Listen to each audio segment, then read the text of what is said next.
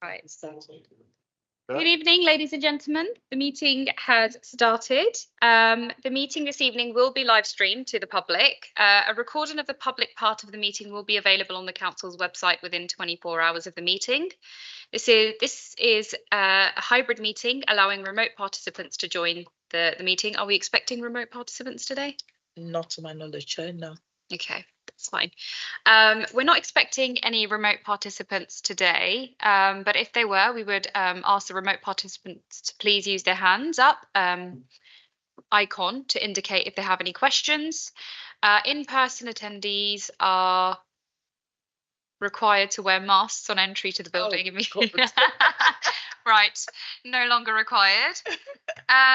Okay, so would members and officers please remember to switch their microphone on when speaking and off when they have finished speaking in the council chamber, and ensure microphone is positioned near you and speak directly into the mic. If you forget to put your mic off when you're done speaking, I will remind you. Please can remote participants and in-person participants switch their microphones off? And no, sorry, mobile phones on silent or turned off. Thank you.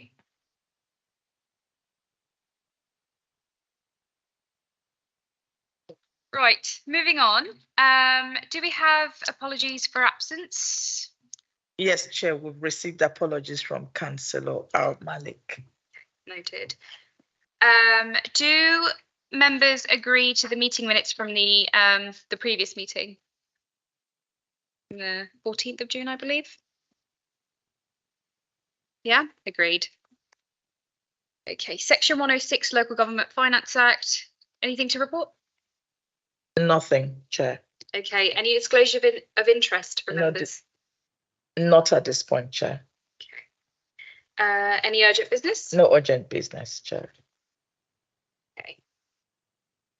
Right, we move on. And no references. And the references, yes. No references. Thank you. Okay, right, moving on to the reports. First one up, polling district review following parliamentary boundary changes. So, go on. Thank you, Chair. This is a short report for you this evening, and it is really just to give you some advance notice about another polling district review that we need to carry out. This time it's a compulsory one, and it's prompted by the parliamentary boundary review, the results of which were published in June. So we've just set out for you in the report the effects of those changes, just for information, and to advise that we need to carry out the review in a timetable during October. And the reason for that is that we want to conduct that review and finish it before the publication of the register on the 1st of December, so that we're in the strongest possible position to reflect those changes should there be any snap elections of any sort called after the 1st of December in effect. So helpfully attached are some maps just setting out the changes. If you've got any questions on those, we can try and answer those, but they're really there for information. But the main part of the report is as set out in the recommendations, just to let you know we've got to carry out this review. The timetable is set out. If you've got any observations at this point, happy to hear them. But equally, if you want to participate in the consultation period, please feel free to do so.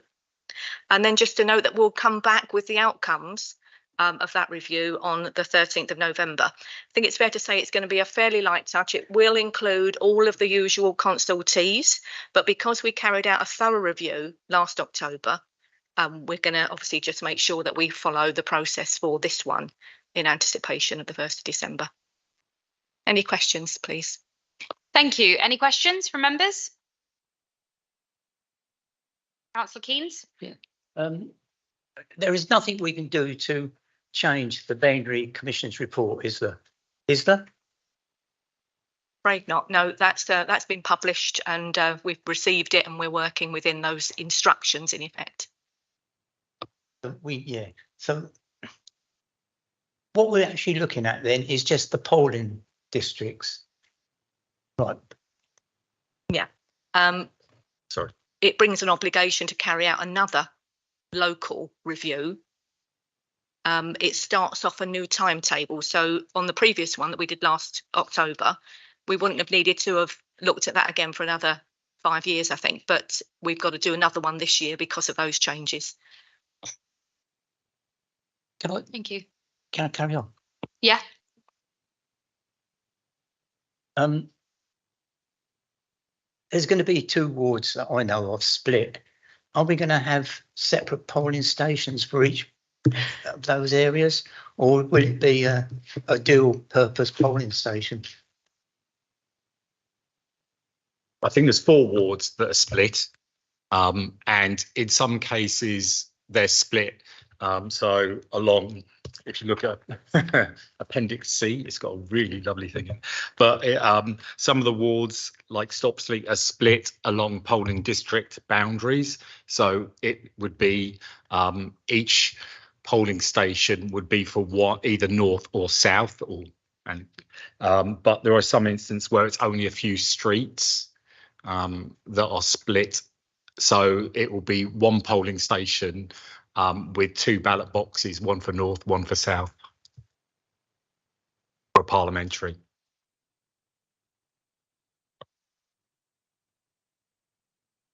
It's a lot more complicated than it was previously. It's just because the boundaries don't line up anymore, unfortunately. So no, the boundaries for the local government boundaries and the parliamentary boundaries are, they're not within our remit. They're agreed by Parliament. Councillor Mead. I just want to make a comment, observation about the parliamentary boundaries. Luton South, urban, rural. Now, I can remember back in the late 80s and into the 90s, Luton North was split, with us going out as far as Flitwick and Harlington and Barton and places like that.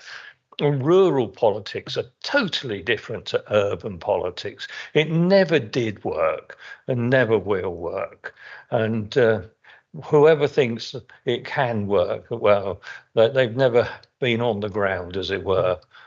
I'll leave it at that. Is that a question or a comment, Councillor Mead? It's going to be comments like that. Right, okay. Councillor Abbas.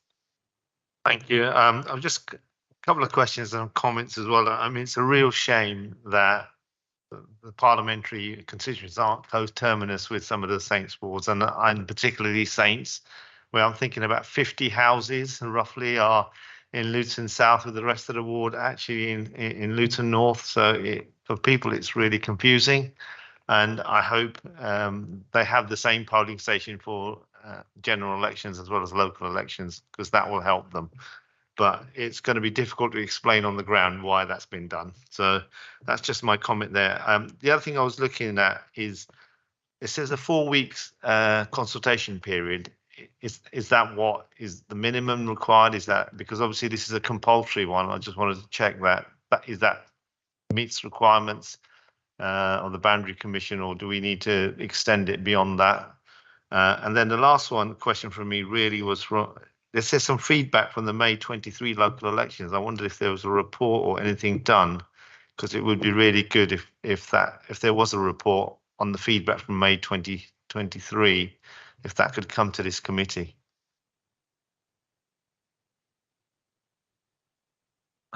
Just to be fair to the Boundary Commission, when they started, they worked with wards essentially when they're deciding on the parliamentary boundaries, and the wards that they started with Oz changed halfway through the process, and they're not able to then work with the latest wards. So it's just unfortunate about the timing that our ward changes happened right in the middle of the parliamentary changes. So it's just what it is. Yes, in answer to your point, electors will always go to the same polling station. So whatever kind of election, they'll always go to the same place. It'll be more complicated for us and the presiding officers, because there'll be 1 or 2 where, I think it's 3 actually, where they will have 2 ballot boxes, 1 for Luton North and 1 for Luton South and Bedfordshire South. But they will always go to the same location. So the next couple of points, the timetable. Yes, the timetable is in accordance with the requirements. It is fairly tight, but we did conduct a really thorough, a full and comprehensive review only 12 months ago that wouldn't have been due again for several years. But the overriding priority is to make sure that we get those changes in place when the register is published on the 1st of December. That's the most important thing. So we have adjusted the timetable to meet that, but not in a way that won't allow people sufficient time to respond. That's the first point. In relation to the feedback from May 2023, we had feedback from staff, polling staff working on the day.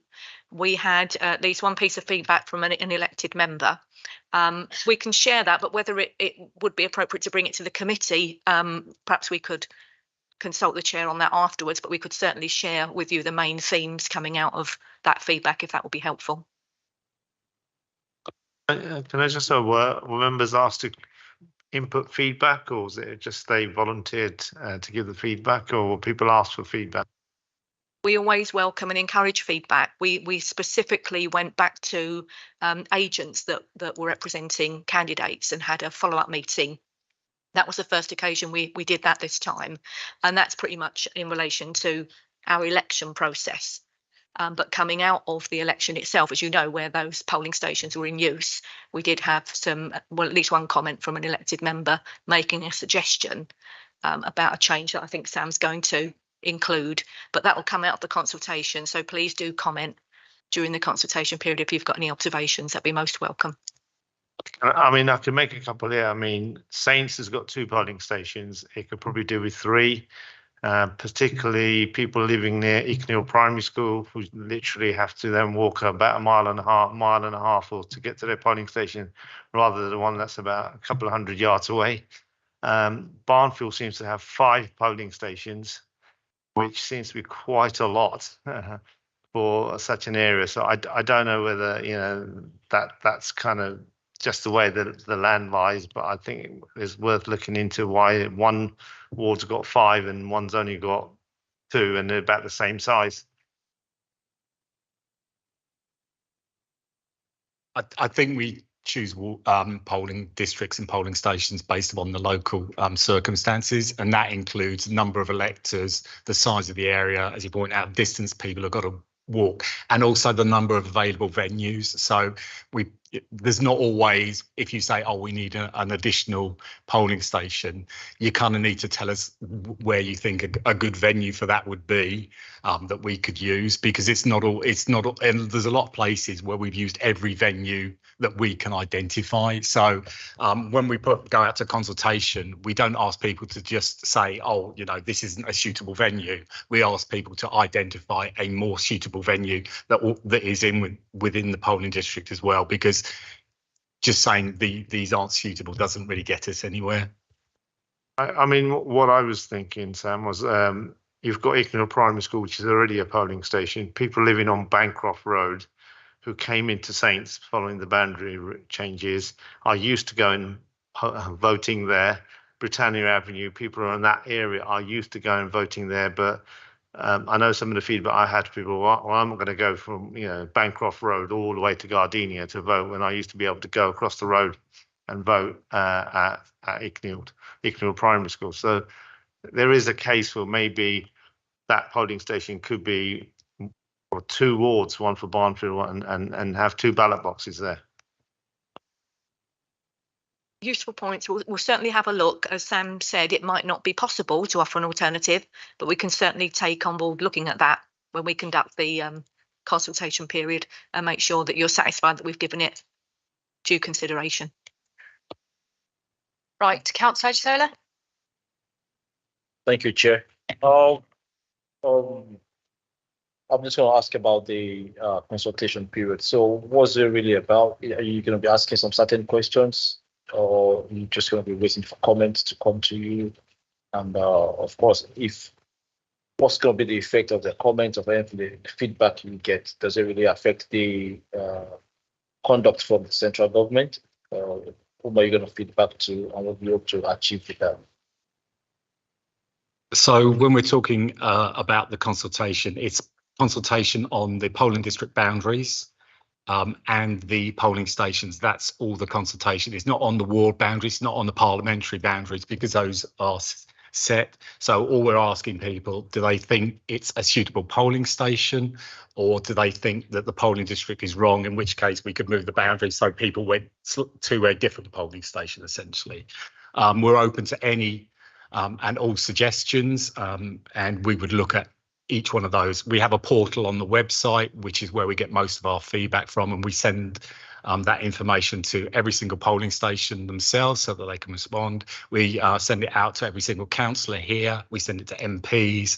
But the people that I'm most interested in terms of consultation are the disability groups. And we are going directly to them. We've got a meeting with them set up as part of the Disability Forum. I will be hoping to get as much feedback from the disability groups about accessibility for them as possible, because I think that's the most important area. Just Chair, the permission. I'm just going to say it's what you just said now. The last election in May, I monitored my ward anyway, which I represent, which is Northwell, Marsh Farm area. So many people were still looking for where to vote, despite the fact we have the hub and we're showing them what to do it. So is there a way? It's definitely need to improve the signage or the information to the people to be sure they know where their polling units are around them. So as you'd be aware, we send out the poll cards to every single elector, informing them where their polling station is. We've got a polling station lookup information on our website, so if people put their postcode in, they can search for it. And for the local elections, we put information in the local newspapers to give them information. Obviously, it's on our website anyway, and that's kind of the extent of what we're able to do. I don't know what realistically, apart from writing as we do with a poll card to every individual elector, explaining what the process is and where the polling station is, what more we could do. Sorry, I'm going to interject and say it's our job as the elected representatives to make our residents aware of where the polling stations are when we're on the doorstep having these conversations during elections. Any suggestions you have, I would say to take away from this meeting and possibly exchange email and communication, just because I do want to sort of wrap this item up. But if there's any more questions, any comments? No? Okay. Councillor Ambia. Hello, good evening. Just if you can correct me if I'm wrong. As far as I can see, the drawing is split Stopsley and Beach Hill ward in half, correct? Beach Hill and Stopsley, and it touches and it overlaps Saints and Biscuit ward slightly, like few road came under the south. Okay. Is that like I believe you have mentioned it is done by the Boundary Commission. Is there anything the councillor or council can recommend or propose any like alternative or through the consultation? Yes. Yeah. So essentially, as I stated earlier, no, it's the Local Government Boundary Commission and the Parliamentary Boundary Commission are independent bodies to which and we all had a chance to give feedback at the time, which we did in terms of where we thought the boundaries should be, and they went through a review process, and it went back 3 times around the block of asking people for feedback, and I know councillors did that. I know the political parties did that, and we certainly did that to try and improve them. But no, they are set in stone until the next time the review takes place. Okay, so it's confirmed that council and councillors can't make any suggestions or comment because we've covered this already. So any other comments or questions? No? Okay, so I'm going to move to approve the recommendations to note the need to conduct a compulsory polling district and polling place review, the timetable and approach to be adopted as set out in this report, and consider any observations of the committee in anticipation of formal consultation commencing on 2nd October 2023.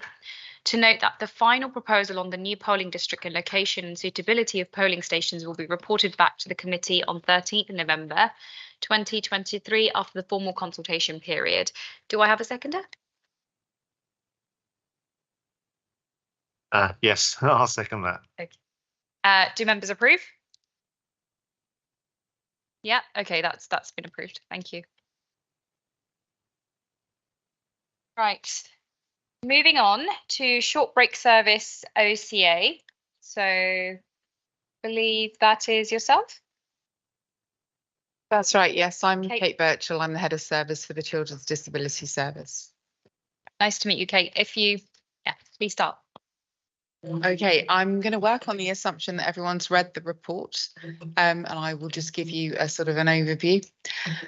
So the aim of the OCA is to introduce a new sort of short break service, which we hope will benefit disabled children and their families, and link with our 2040 agenda of a child-friendly town as well. The current structure, we don't believe is meeting or reaching as many disabled families as we would like, or utilising the skill base of the staff that we have in the service. So we plan on combining our existing shared care short break service and London Road residential services into a new service that will also incorporate early support for families and hopefully reduce the need going forward for some of those families to need extensive social work support as their child gets older. We're managing to do this within our existing budget. And we are, of course, following our organisational change process. There are no anticipated redundancies at this stage. The existing staff are all incredibly experienced and very committed, and any additional tasks that we're asking of them, they will be given full training for. The recent Ofsted that we had at London Road was rated good, and we want to build on that to ensure that we continue to reach a wider pool of families. We also want to work more closely with our community parent carer group, which is EPIC, so that we can ensure that we're directly listening to the views of the parents of our disabled children. We plan on having stronger links with our family partnership service in terms of the early help, early support offer for disabled children and their families. Any questions? Any question, members? Councillor Keynes? Can I just ask for clarification? Just clear my mind. Just what are these short break? Short breaks, sure, I can talk about this all night. Short breaks are, we have London Road Resource Centre, which is our short breaks overnight residential unit, which is based in London Road. And they offer overnight care and support for some of our most vulnerable, most challenging young disabled children in Luton. And then alongside that, we have our short breaks shared care service, which is essentially a fostering service for young children who have complex disabilities, and that takes place in the carer's own home.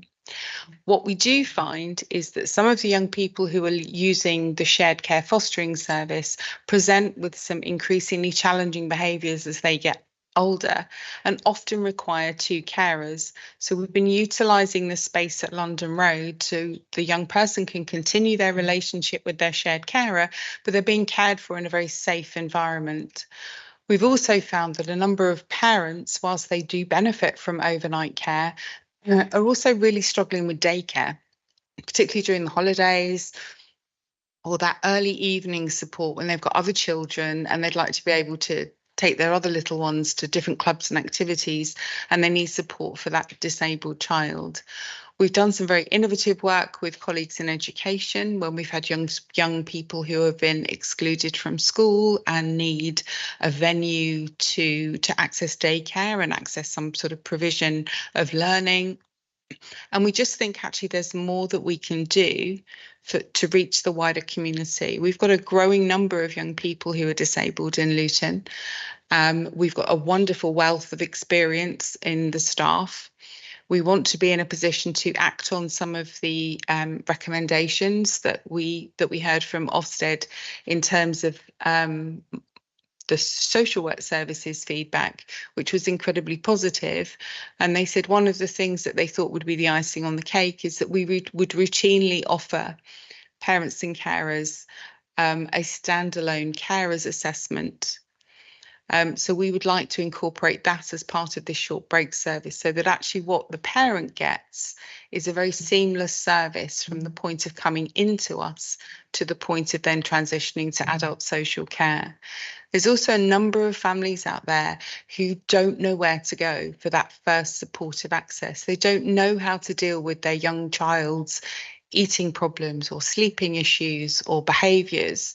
And we've got staff on hand that we are hoping to utilise the building during the school day, for example, when all of our usual young people are at school, to be able to open that up to some parenting groups in conjunction with some of our community parenting groups and say, what is it that we can offer you? What experience do we have that you would benefit from? So those parents who are newly diagnosed young children have got somewhere to go. And that's what we're hoping to do. Thank you. Any further questions? Can I? No? Yeah. Councillor Nasser? My question is, I have seen some redundancy there. So does that mean we will have shorter staff? Sorry, could you say that again? So I have read that there will be some staff redundancy. I mean, they will lose their job. No, there's no anticipated redundancies. So that will be enough staff to cover that. Yes. Thank you. Sorry, can I? Councillor Keynes? What's the age range of these children? London Road offers overnight care from young people aged 5 to 18, although generally it tends to be the sort of 9, 10, 11 upwards. Shared care can offer care in the carer's home from very, very young. We recently had a little one who was palliative, so he was end of life care, and we offered care to him to support his foster carer. Yeah. I'll ask another one. Sorry. You say there's going to be no redundancies, yet you mentioned redundancy all the way through this report. No, what we're doing is rejigging the jobs that are around. There is no redundancies. Nobody that is currently employed, we are not anticipating that anybody will be made redundant at all. In fact, we're going to be going out for more staff. Because we're short of staff. We are short of staff, and it's we've been very fortunate in the staff that we've got. We have retained, and we have a huge skill base that at the moment I believe is underutilised. Okay, just to clarify, there's no redundancies, so I don't want any further questions on that. There's just a rejigging of different roles and creation of new roles rather than any redundancies. Any further questions? No? Okay, Councillor Abbas. Thank you, Kate. I was just trying to work out what's actually happening organisationally, and it looks like a rejigging and almost getting rid of a management layer. So that's what it kind of looks like to me. You may correct me, but what I was going to say, I mean, overall, I mean, there's not a lot of savings in terms of FTE of 0.07, which is negligible. But will there be any financial savings in doing this? And that's one of my questions. And the other thing is, I mean, this new structure you're going to, are we sure this will provide a better service? You talked about 80 young people being supported at the moment, with 38 on the waiting list. With this new structure, would you see that waiting list come down or not? Or will you be able to support more than 80? So it'd be good to get an idea of going to this structure, what, if any, financial savings there are, and what improvements in service and provision will there be, or you're envisaging? I think in terms of how we think it's going to work, it's the combination of the skill base of London Road and shared care. So we're not getting rid of any layers of management at all. We're literally realigning. So there will still be a registered manager of London Road. That has to happen through Ofsted. There has to be somebody who is a registered manager. The current senior practitioner in the shared care service will step up to be a DTM. So there will actually be an additional kind of support level at that level. Sorry, could you repeat the second part of your question? So sorry. Second part was really about how effective would this new organisational structure be? You talked about 38 people on a waiting list. Do you expect that to come down as a result of improved services, greater capacity? This organisation, what would it do? Increase the capacity, or was it saving money? It's absolutely not saving money. It's about meeting need, and we're very clear on that. I think that we have a number of young people in Luton who we want them to stay in Luton. We want them to be able to receive their short breaks in their hometown. That's incredibly important for us. What we're hoping to do is to more fully utilise the space that we have. At the moment, London Road is a 5-bedded unit, and using it just for overnight stays is not fully getting the benefit from that, because obviously if you have 5 young people staying overnight, that staffing, you have to have very set structures. What we found is during the school holidays, when we've done more daycare, is actually that is what the parents want. The parents benefit more from a break during the day.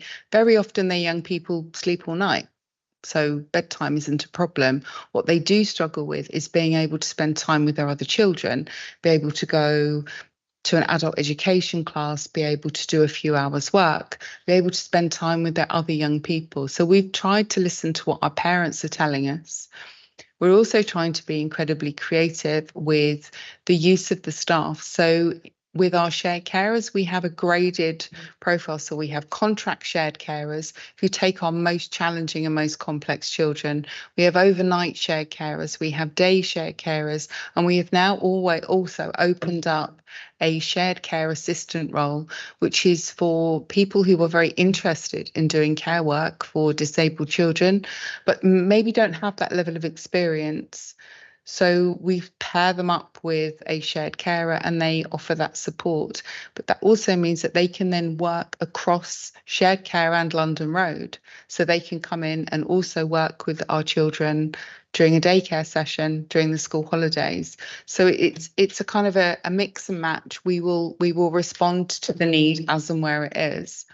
But it also that's that early help offer, which I don't think is robust enough at the moment, and which we would like to do something about. So it's that sort of, how do we support those families when they are newly diagnosed? That was all great. That's wonderful stuff you're saying there. I'm just trying to get it through my head, and maybe I'm just being a bit thick today. It's been hot. I think what I'm trying to understand is restructuring this, increasing the provision, i.e. we're able to offer more and therefore more additional support to people who need it? Or does this reorganisation actually increase our capacity, i.e. we can help more than 80, we'll be able to help 100? Or is this, we'll still be able to help 80, but we'll be able to offer them more services and more different types of provision? I'm I think trying to understand that. It's how long is a piece of string? I think it very much depends on the needs of the young people. So we have sort of some young people who are 2-to-1 care, who pose a risk to other young people. And so, when you are caring for a young person like that, you would have to think very carefully about what other young people you had in the vicinity. Equally, we have a number of young people who would benefit from more daycare. So it's a case of I can't guarantee you that we are going to be able to double the amount of young people we can reach, but I will absolutely assure you that we are going to tackle this waiting list, because that's the reason that we want to do this. That I don't want young people having to wait for a service that they and their families desperately need. Thank you. I think most of our members, that's what we want to see, that waiting list knocked down and have 0. So if it has a dent on that, I think we would welcome that. Any comments? Can I ask another question? Sorry. Who actually nominates these children to go on these breaks? There is a process that they are referred into the Children with Disabilities Service. They then receive a single assessment by a qualified social worker. And if the request is for short breaks, then they go to the resource allocation panel, which is a multi-agency panel, where a range of short breaks are looked at. That's what we call our tier 4. As well as that, we do have our universal offer.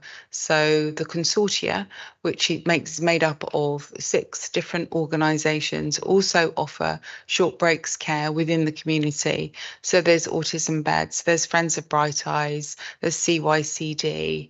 There's a lot of other organisations within the community that offer short breaks.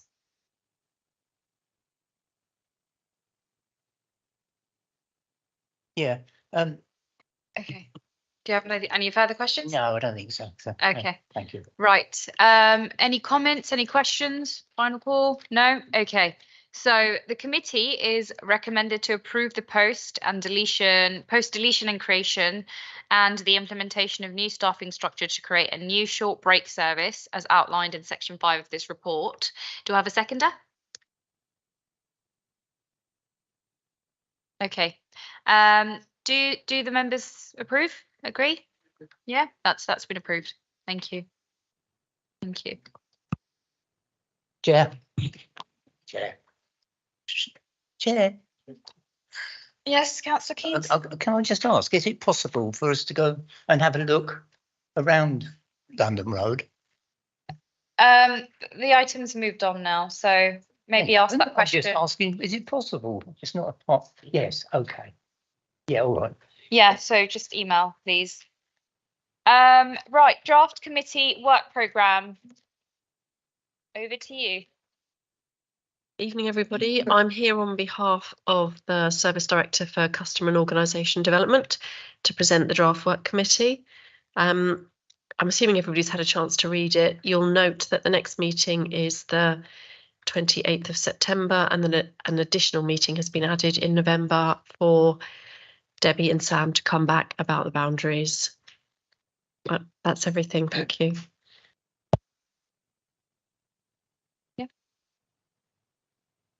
Chair, with your authorization, there's also an additional item going to the meeting on Thursday, 28 September, and that's the reallocation of economic growth reserves for fixed term posts.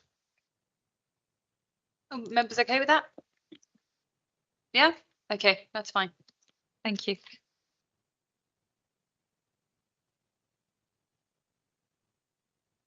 The camera is going to be turned off now, so this part of the meeting will no longer be live streamed. So private meeting minutes from the 4th of July.